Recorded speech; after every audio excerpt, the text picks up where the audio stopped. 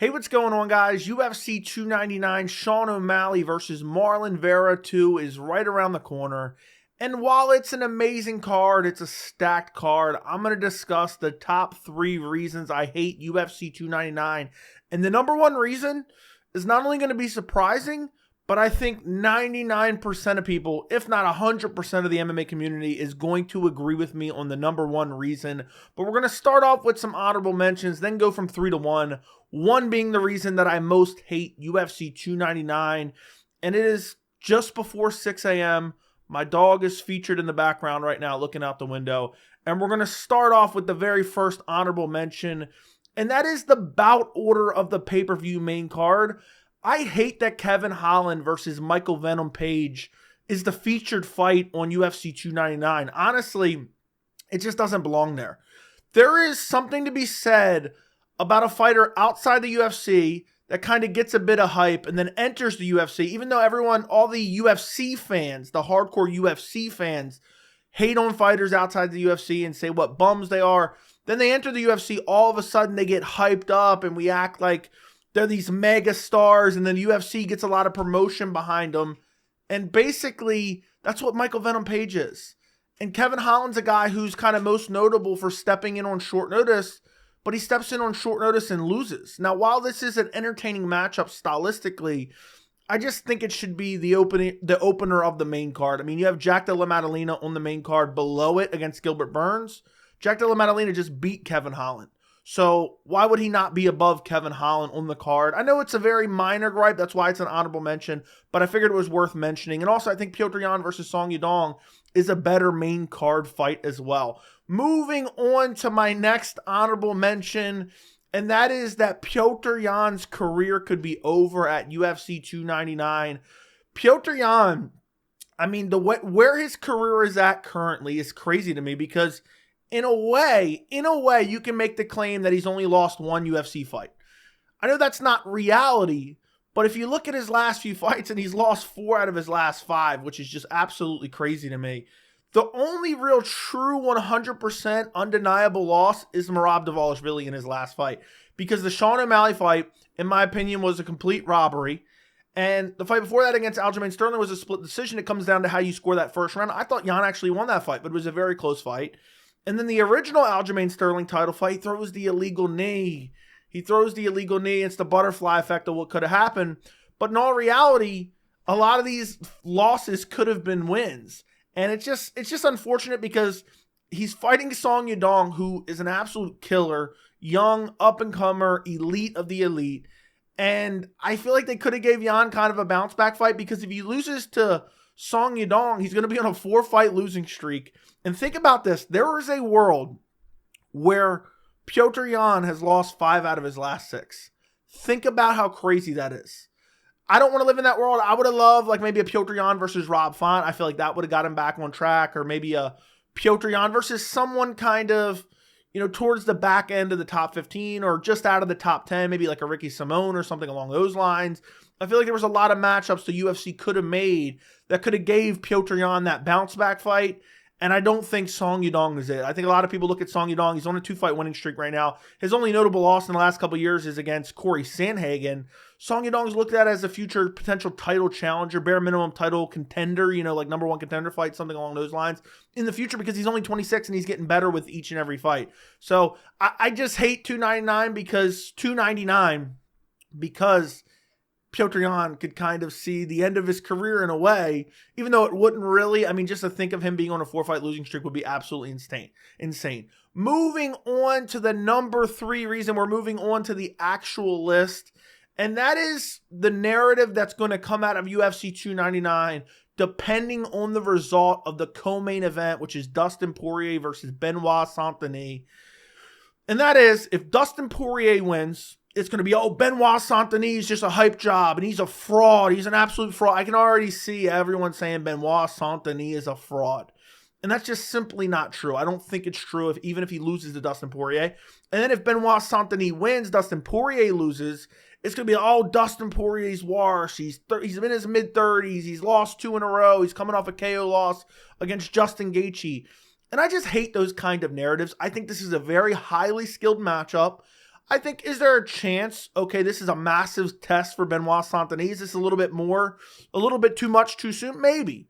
But it's like, I'm tired of these like salacious headlines every time we get a big matchup like this, where all of a sudden, no matter what the outcome is, unless we have a razor close, crazy, wild battle of two elite lightweights where both of them come out and their stock has gone through the roof, basically we're going to hear Benoit Saint-Deny's a fraud, or we're going to hear Dustin Poirier is completely washed up. And I just hate hearing those narratives because I think both guys are still the elite of the elite. And I think Benoit Saint-Deny, he's right out of the top 10 right now. And if he beats Dustin Poirier, obviously he's going to jump up and probably to the top 5 of the division. But even if he loses this fight, I still do believe that he is a top 10 lightweight. It's just the division is so stacked right now. And maybe it is a little bit too much too soon. But I just think this is a banger co-main event. I love that it's 5 rounds. And I just know no matter what happens in this fight, it's going to be Dustin Poirier's washed or Benoit Saint-Deny's a fraud. And I'm not looking forward to that. And obviously I'm nitpicking this card because UFC 299 is so stacked that it's hard to have a lot of gripes. But the next 2 reasons are pretty solid reasons to hate UFC 299. Moving on to my number 2 reason I hate UFC 299. And you guys probably, if you've been watching the channel for any long period of time, you probably already guessed this reason, but you probably thought it was going to be number 1. And that is that Marlon Chito Vera is getting an undeserved title shot against Sugar Sean O'Malley. And I hate it. I absolutely hate it that Marlon's getting a title shot. And I'm one of the biggest Marlon Vera fans there is. It's just a disgrace. I mean, Marlon Vera is 1-1 in his last 2 fights. And 2 fights ago, he was dominated by Corey Sandhagen. Forget about that split decision. The last fight, he barely squeaked by Pedro Munoz. And we're giving him a title shot? I mean, is this WWE now just because of the storyline of, oh, well, back in 2020 at UFC 252, we got Sean O'Malley versus Marlon Chito Vera when they were both unranked bantamweights. And Marlon Vera brutally chopped the legs of Sean O'Malley, shucked him to the ground, and then flash KO'd him with brutal ground and pound elbows. And then Sean O'Malley was stretchered out of the cage with no serious injuries. That is essentially what this fight is built on. Because Marlon Vera does not deserve the title fight. Merab Dvalishvili deserves the title fight. He's on a 10-fight unbeaten streak. And instead, we're giving it to the guy who, he just won 1 fight in a row. I'm so sick and tired of the UFC basically now becoming WWE with the way they give out title shots. It's just, what can we promote and who's going to sell the most pay-per-view buys? And in this case, I think Dana White and the UFC are borderline protecting Sean O'Malley. I don't even think they're borderline protecting Sean O'Malley. They are protecting Sean O'Malley. They think, okay, well, we got him against Aljamain Sterling. Aljamain Sterling on a quick turnaround, and also O'Malley got a robbery win over Piotr Jan to get that title shot. Now let's give him Marlon Vera, and hopefully in that period of time, he's training and working on his grappling. And then maybe by the time he gets to a guy like Merab Dvalishvili, he can beat him because you've put enough time in between the matchups where he can improve enough for that stylistic matchup. Because Piotr Jan was easily taking down Sean O'Malley. Merab was taking down Piotr Jan. And granted, Piotr Jan was getting back to his feet and scrambling out of positions. But Merab is a nightmare matchup for Sean O'Malley. Now, I think Sean O'Malley versus Merab Dvalishvili is an amazing fight because Merab's kind of sloppy on the feet and he's open to be hit. We've seen that left hook that Henry Cejudo landed in the first round. But Sean O'Malley doesn't have the best grappling skills. So I would have loved that fight. So honestly, my number 2 reason is not that Marlon Vera is getting an undeserved title shot. It is.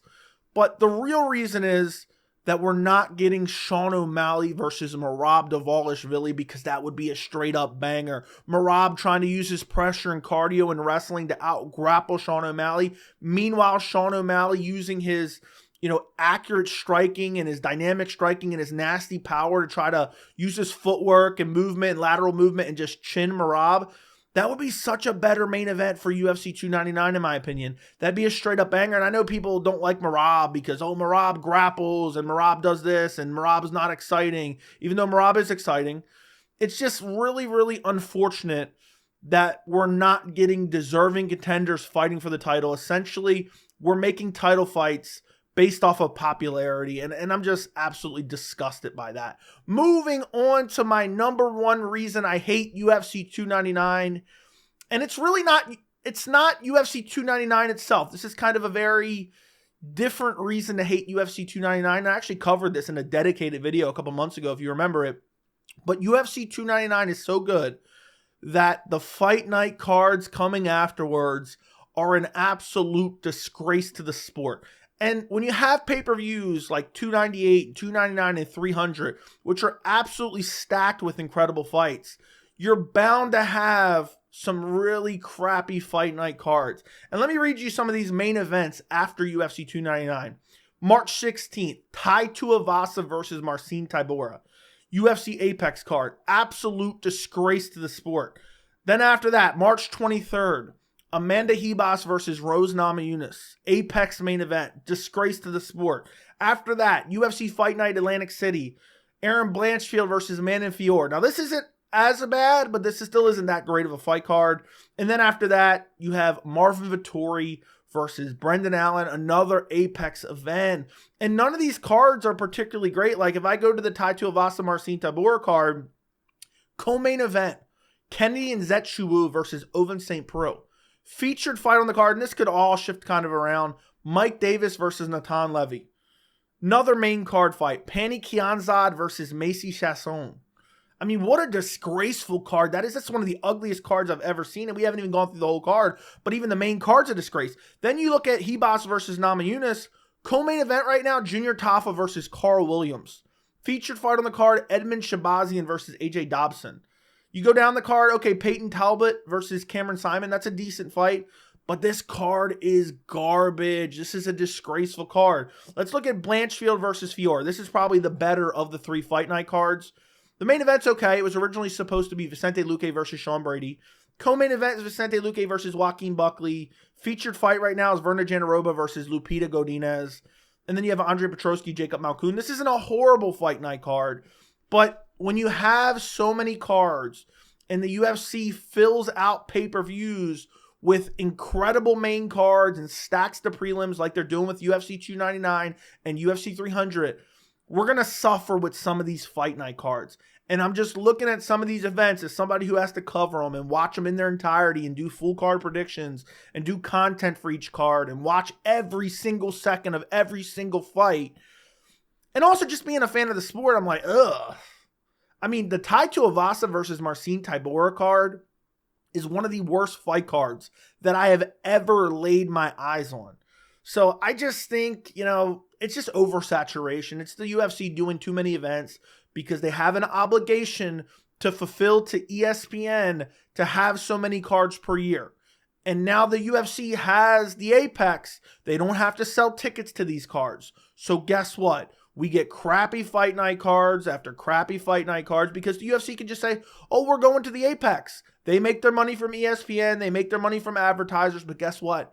They don't suffer any of the logistical cost of having an event traveling around America or the world in general. And then on top of that, they don't have to worry about selling tickets. Do you think anyone's buying tickets to a Tai Tuivasa Marcin Tybura card, especially with the depth underneath of it? Do you think anyone's buying tickets to a Amanda Ribas versus Rose Namajunas, especially with the weak card underneath of it? And I mean, again, I said the best fight night card out of all these was the Atlantic City fight card. Look, it's much better. It even has Chris Weidman on it versus Bruno Silva, Chidi and Jaquani Reese-McKee. It's not the greatest card. Nor Sultan Ruzaboyev versus Cedriquez Dumas. Can't wait to see Ruzaboyev celebrate with his coach again. So, I mean, that's a decent card. I don't want to crap on that one too much. It's kind of a very low-level fight night card. But these Apex events, and then honestly, even way after 299, we're still suffering a bit. I mean, I know it's because of 300 too, but the Vettori Allen card, let's look at that real quick.